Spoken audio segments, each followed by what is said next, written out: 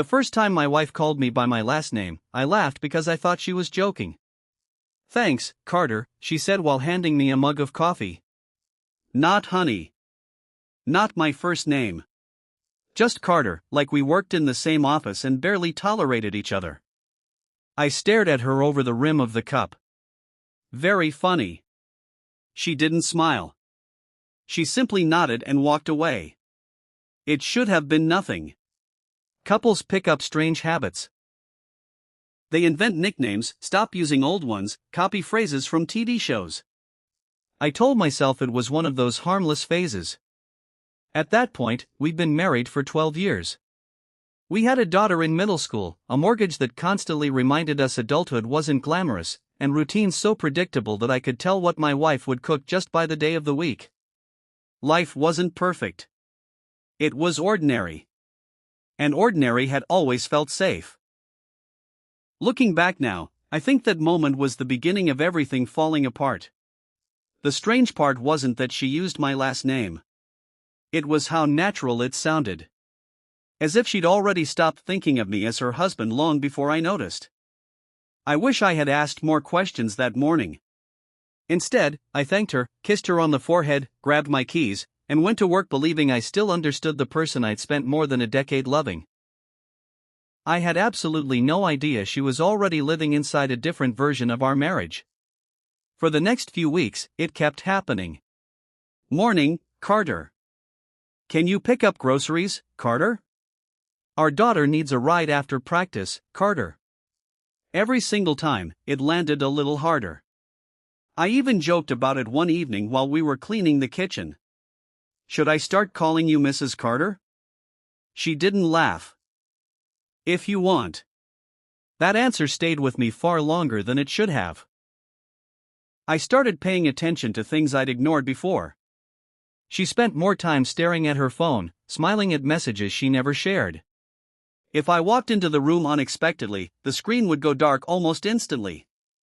She claimed it was work. I believed her because she'd never given me a reason not to. Or maybe she'd given me plenty, and I simply didn't want to see them. Our conversations became shorter. We still discussed bills, our daughter's school, weekend plans, but everything personal disappeared. It felt like we were managing a household instead of sharing a marriage. One night I reached for her hand while we watched television. She hesitated. Just for a second. Most people probably wouldn't have noticed. I did.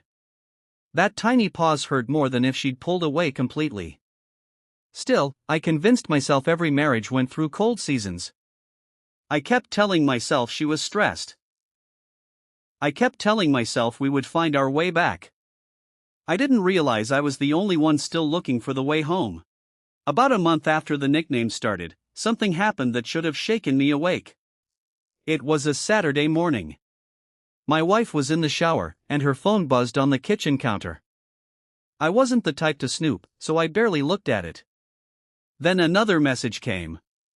The preview lit up the screen. "I miss hearing your Betrayal laugh." There was no name. Just an initial, D. Before I could even process it, another message appeared. "Don't let Carter ruin your mood today." My stomach tightened. Not your husband. Not him. Carter. The same detached way she'd been speaking to me. She walked into the kitchen with wet hair wrapped in a towel and saw the phone in my hand. I hadn't unlocked it. I hadn't even touched the screen. Her expression changed for less than a second. Then it was gone. "Who's D?" I asked quietly. "A coworker. He calls me Carter too." She shrugged. "They've heard me say it." It sounded reasonable. Too reasonable. I wanted to ask why another man was telling my wife he missed her laugh. Instead, I handed the phone back.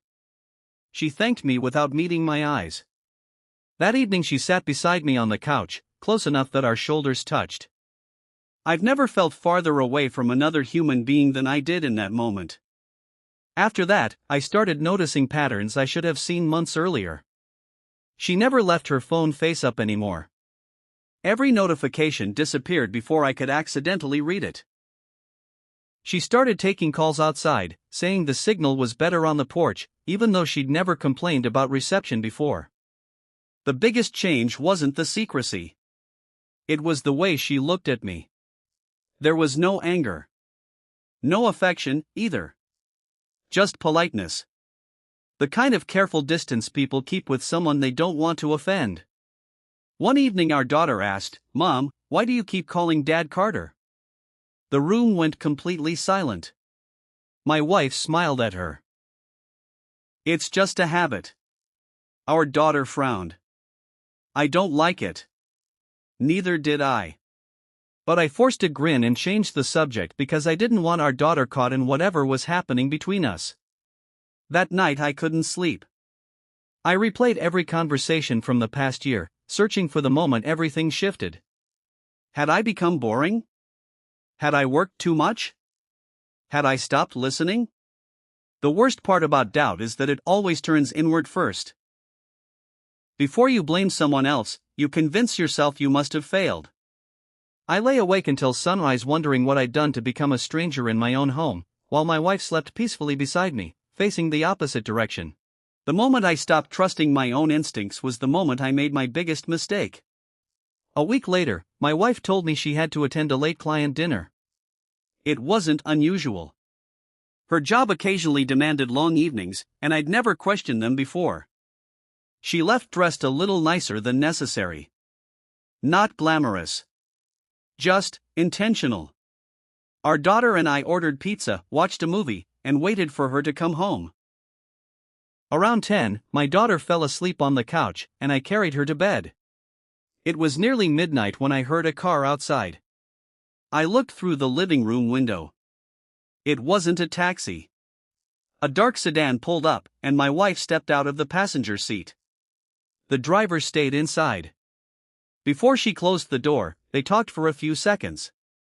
Then he reached over. He didn't kiss her.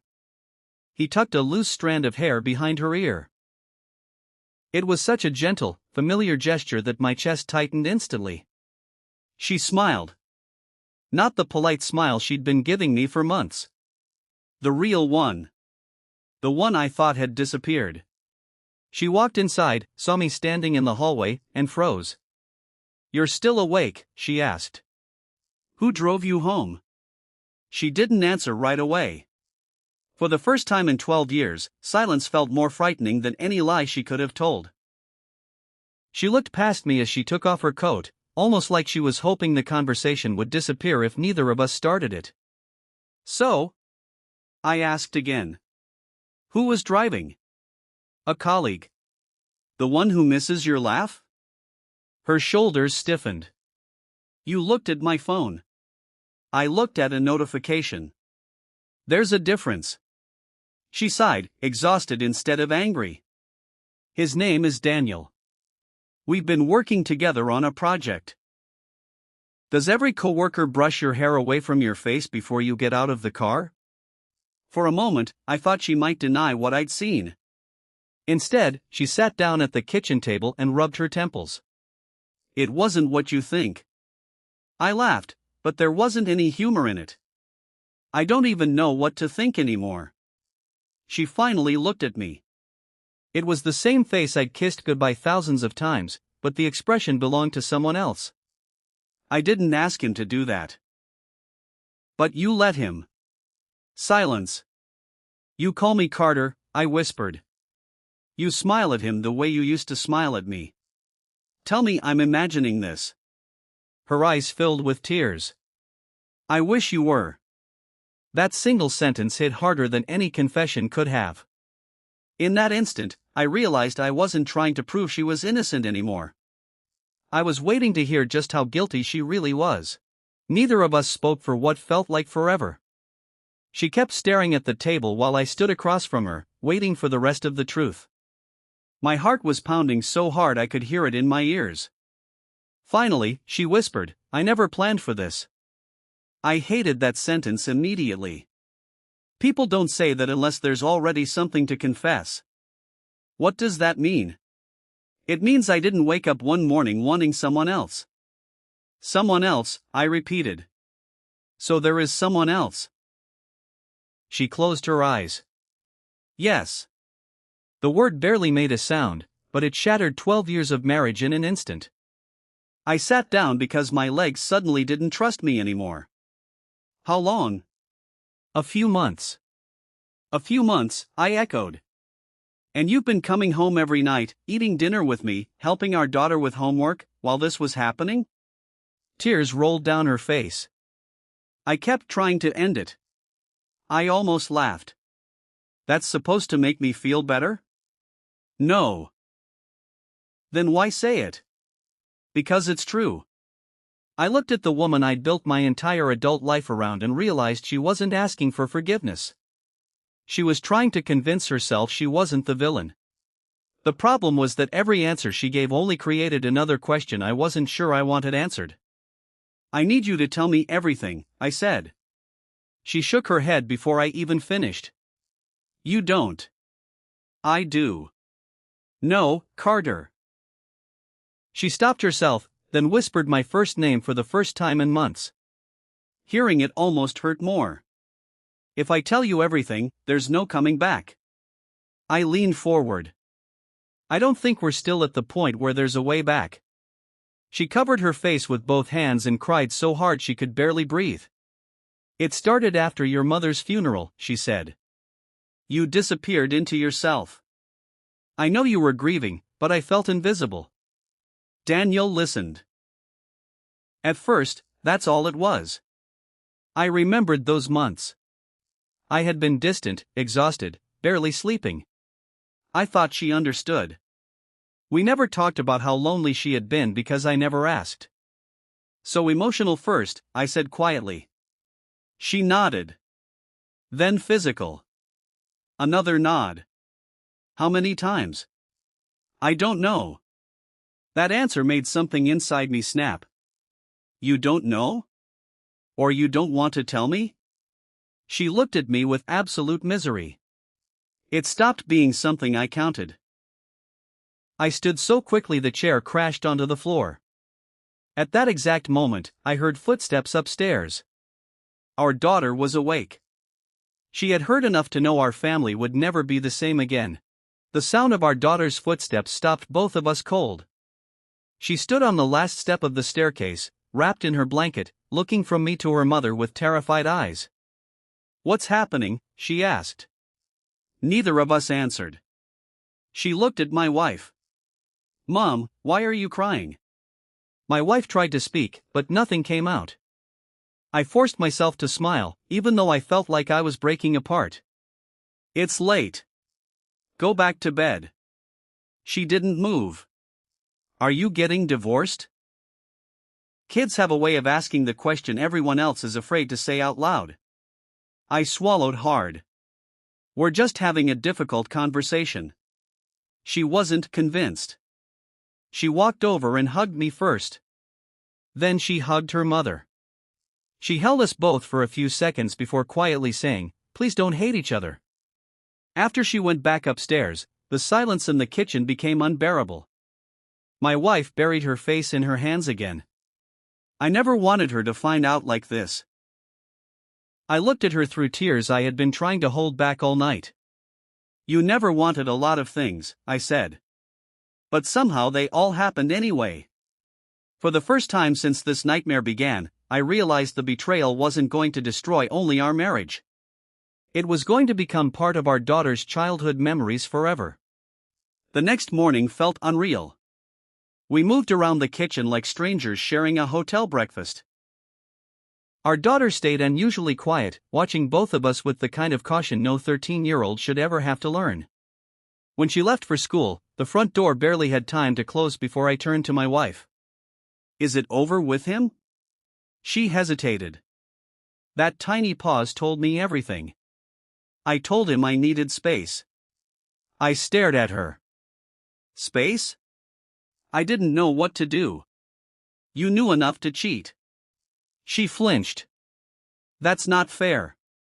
I couldn't believe she'd said that. Not fair? You lied to me for months. You made me question my own sanity, And you're talking about fairness? She started crying again. I love you. I shook my head. No. You love the life we built. That's different. She tried to reach for my hand, but I stepped back. I also love him, she whispered. The words hung in the air like smoke after an explosion. There it was. The sentence I'd secretly feared from the beginning. An affair was one thing. Love was another. Because affairs can end. Love leaves ghosts behind. In that moment, I realized I wasn't competing with another man anymore. I was competing with the version of herself she had become when she was with him. And I already knew I couldn't win that fight. I asked her to leave the house for a few days. Not forever. Just long enough for me to think without seeing her across the dinner table, without hearing footsteps in the hallway and wondering if every sound was another lie. She packed a suitcase in complete silence. Our daughter stood in the doorway of the bedroom, crying. Mom, are you coming back? My wife knelt in front of her. I don't know. Those 3 words crushed me almost as much as the affair itself. She wasn't fighting for us. She wasn't promising anything. She kissed our daughter on the forehead, picked up her suitcase, and walked toward the front door. Before leaving, she turned to me. I'm sorry. I wanted to tell her she should have been sorry months ago. Instead, I simply nodded. The door closed, and the house became painfully quiet. That first night, my daughter crawled into my bed like she used to after nightmares when she was little. She didn't ask about Daniel. She didn't ask who was right or wrong. She only whispered, Dad, did Mom stop loving us? I wrapped my arms around her and stared into the darkness. I don't think she stopped loving us, I finally said. I think she got lost. Even as the words left my mouth, I wasn't sure whether I was comforting my daughter or desperately trying to comfort myself. The days without her settled into a routine I never wanted. I got our daughter ready for school, went to work, came home, made dinner, checked homework, pretended everything was manageable. The hardest part wasn't being busy. It was the quiet moments. I'd reach for my phone to tell my wife something funny, then remember we weren't really talking anymore. She texted every couple of days. How is she? Never, how are you? I answered because our daughter deserved 2 parents who could still communicate, even if the marriage was collapsing around them. A week later, my wife asked if we could meet. We sat in a small coffee shop across town, somewhere no one knew us. She looked exhausted. I ended it with Daniel, she said. I waited.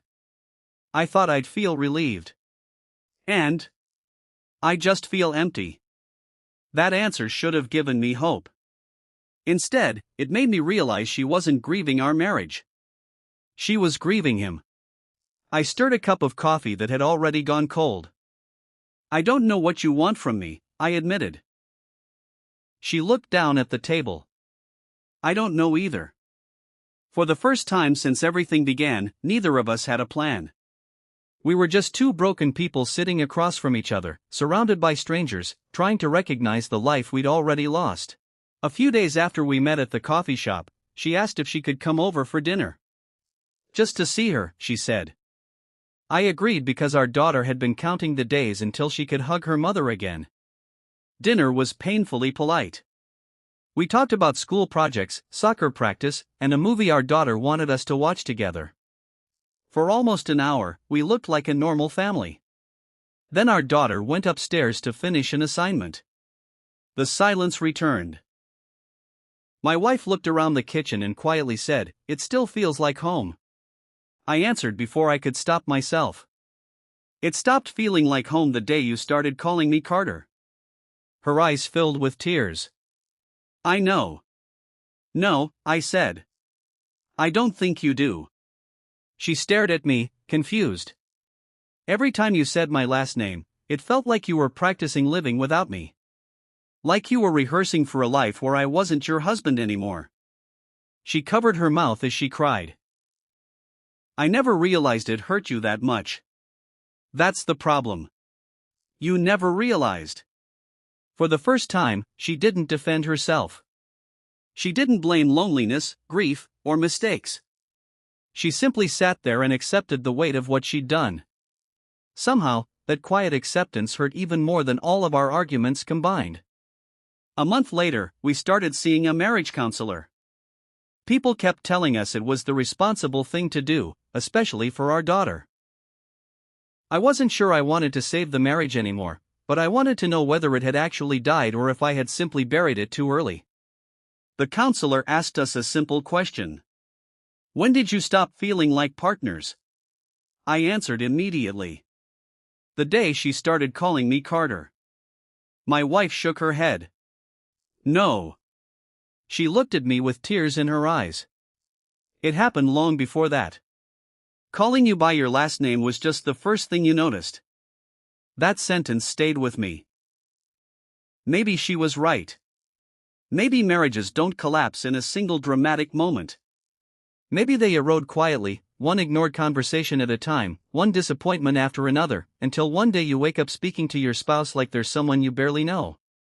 The counselor asked if I could ever trust her again. I opened my mouth. Nothing came out. Because trust isn't rebuilt with promises. It's rebuilt with certainty. And certainty was the one thing neither of us had left. When the session ended, we walked to the parking lot together. She reached for my hand out of habit. I stepped aside without thinking. The look on her face told me she finally understood what it felt like when the person you love treats you like a stranger. It's been almost 2 years now. We're divorced. Our daughter splits her time between our homes, and somehow she's become the strongest person in this entire story. She still invites both of us to school events. We stand on opposite sides of the room, clap at the same moments, smile for her pictures, then go our separate ways. My ex-wife stopped calling me Carter after the divorce. Ironically, she started using my first name again. The first time she did it, I almost laughed. It was too late. Names matter more than people realize. They carry respect, affection, distance, and sometimes goodbye. Looking back, she didn't start calling me by my last name because she hated me. She started because, somewhere inside herself, she'd already separated me from the man she wanted to share her life with. I just didn't understand the language she was speaking. People ask whether I hate her. I don't. Hatred would have been easier. What I feel is grief for a marriage that ended long before the paperwork, long before Daniel, maybe even long before either of us admitted we were lonely. If anyone reading this notices their partner slowly turning into a stranger, don't ignore it because it's uncomfortable. Ask the difficult questions while you're still being called with love. Sometimes the smallest change in the way someone says your name is the loudest warning you'll ever get.